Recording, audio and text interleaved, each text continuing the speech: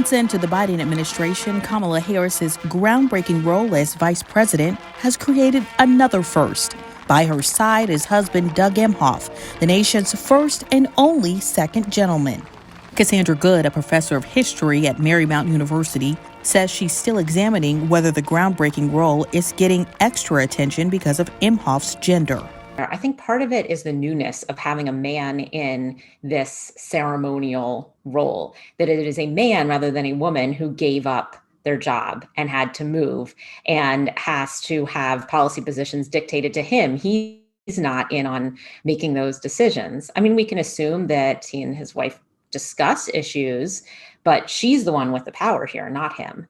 And his power is much more symbolic, and he's less powerful here. And I think to some people that's probably kind of threatening, but to other people there's a novelty to it. Hola. Hola. Emhoff is using his first-time title to tour COVID-19 vaccination sites and also break bagel bread with small businesses still recovering from the pandemic. That includes stopping by Rosenberg's Bagels in Denver, where owner Joshua Pollack created a shop steeped in his Jewish heritage, something he shares in common with Emhoff. Pollack got real about surviving the pandemic, sharing how he didn't pay himself during the last year.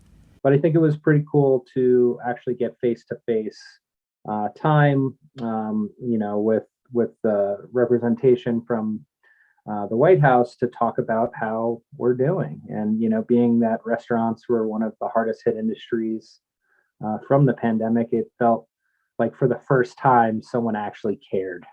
It's a pivot from the entertainment lawyer Emhoff used to be before resigning. Pollack says he hopes the high-profile role shatters traditional gender norms. We also need to see men taking those roles that were more traditionally filled by females to normalize what needs to be our new future, right?